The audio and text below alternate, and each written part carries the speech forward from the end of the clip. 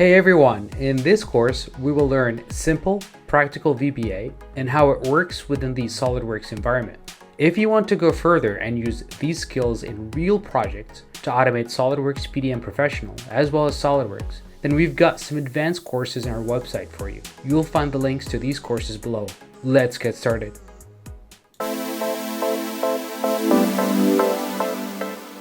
Bugs and errors are a normal part of VBA programming. What really matters is how we handle them. In this lesson, we're going to take a look at a few simple patterns to help us catch errors, keep our code running, and make it easier to debug. All right, I'm going to create a new module here, and we're going to call it Err. Little module Err. And I'm going to clear my immediate window here and go back to my module and start by creating obviously a main subroutine. I'm gonna at the top here type in option explicit just to make sure that I don't declare any variables. So to make sure, so at the top here I'm gonna type in option explicit just to make sure that I don't explicit. At the top here, I'm gonna start by declaring option explicit. And then I'm gonna create my main subroutine. Let's start with a simple example that throws an error or an exception. And that would be the division by 0. Because that's the simplest example that comes to my mind.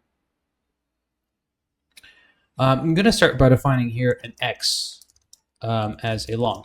And I'm going to say that my x will be equal to the return value from 10 divided by 0. Obviously, this is going to cause an error. And we're going to see that here momentarily. So if I place my cursor in the main subroutine and then run, you can see that we've got a runtime error and division by 0. Not possible. So I'm going to click on end. So now this mimics an exception or an error that gets thrown. This kind of stops the execution of our program because we can't even get to this point. And then we have this error here that we need to handle. So that's going to be the first thing that we want to do, is we want to be able to handle the exception when it occurs. So before our exception happens, we need to actually use an error handling statement that starts with on error go to, and then we have to specify the name of the handler. It's called division by 0 handler.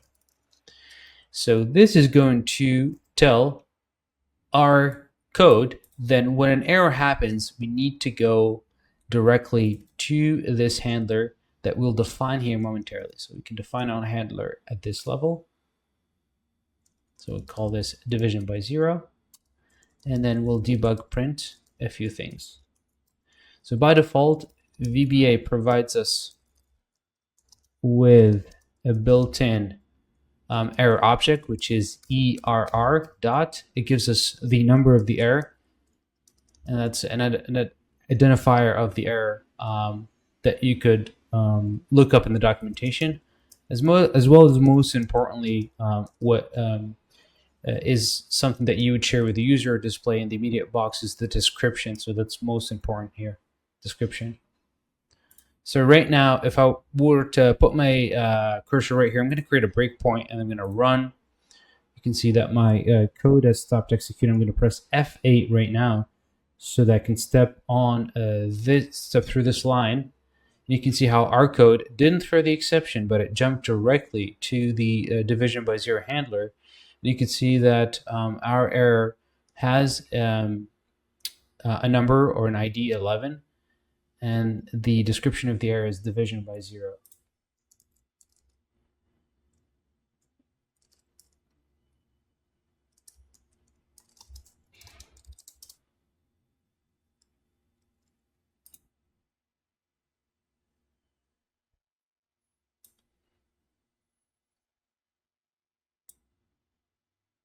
So if you look up error 11 on MSDN, you'll probably find you'll find more information here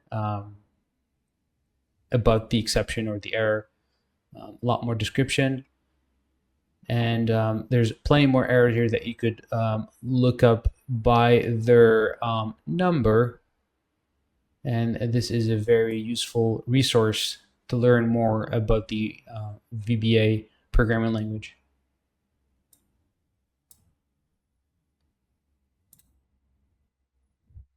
Awesome. Now, there is one thing that might be interesting to see in our code or in our flow.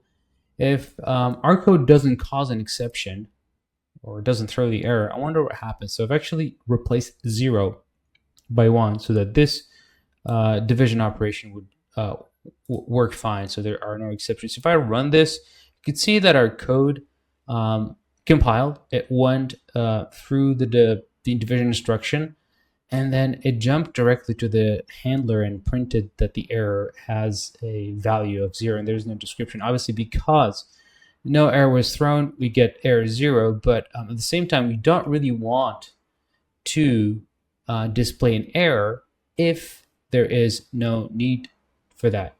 So most of the time, right before your handler, you want to do exit sub or continue if you're inside of a for loop.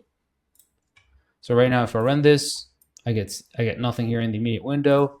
And if I change this back to 0 and then I run this, then I'll get the exception printed in my immediate window. Obviously, you could opt in to use something different, such as a message box to display that error to the user.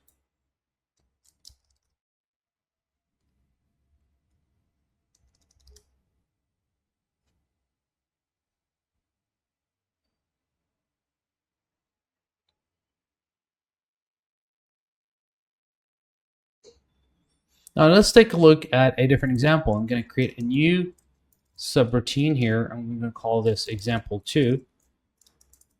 And in this example, I'm going to use a similar statement, still on the error handling. So on error, resume next. So what this statement does is that whenever an error happens, instead of going to an event handler, it's going to jump onto the next line. So let's do the same thing. I'm going to define an x here as, I'm going to define the x here as a long. I'm going to set my x obviously to 10 divided by 0 so that we can actually throw the error. Let's call this error, but the code continues. The code continues. So when the code continues, right, our error object is definitely going to have a different value than 0. So if error different than 0, and if we can debug print some information about error, we might as well just copy it. We might as well just copy it from the previous example. We'll paste that here. And then I can write a debug print that says code still running. So you'll see right here, we didn't use a handler, but we use the resume next, which will allow our code to catch the exception, obviously, but also resume when the error occurs. So now if I place my cursor here and I run my code, you can see that it was able to print some information here about the exception as soon as it happened. The error object did have a different value or a different number than 0, but we were able also to resume the execution. So that's on error resume next. Now, using what we've learned so far, we can create a function called safeDivide that's going to allow us to be able to divide two values or two doubles regardless of whether they're 0 or not. So we don't really care about the value or whether that value is going to introduce a division by 0 error, because we're going to handle it. So function safeDivide by val is double.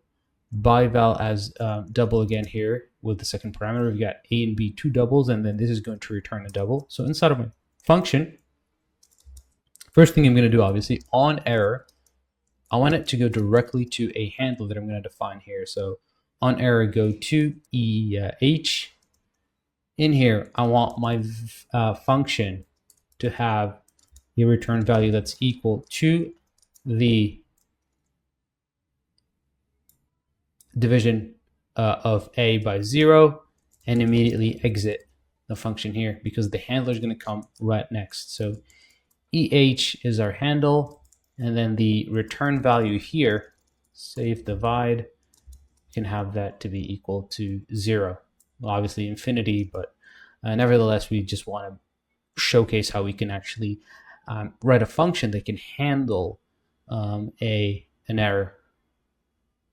So right now I can go back to my main subroutine, and I could clear everything in here and write a simple debug print. Call this save divide. Let's do 10 by 2, which will be, let's append that to save divide 10 by 2, and then we'll do the same thing. However, we'll do a save division of 10 by 0, which should throw the exception. So now if we run our code, let me clear my immediate window, run our code, you could see that the return value for save divide 10 by 2 is 5, but then 1 divided by 0, even if the divide operation has actually thrown an exception, we were able to handle that using the on error GoTo handler in the save method. So these are the main 2 error handling structures that you'll use when you're writing code in VBA: on error, GoTo, and then on error resume next. Thank you for watching, and I'll see you in the next one.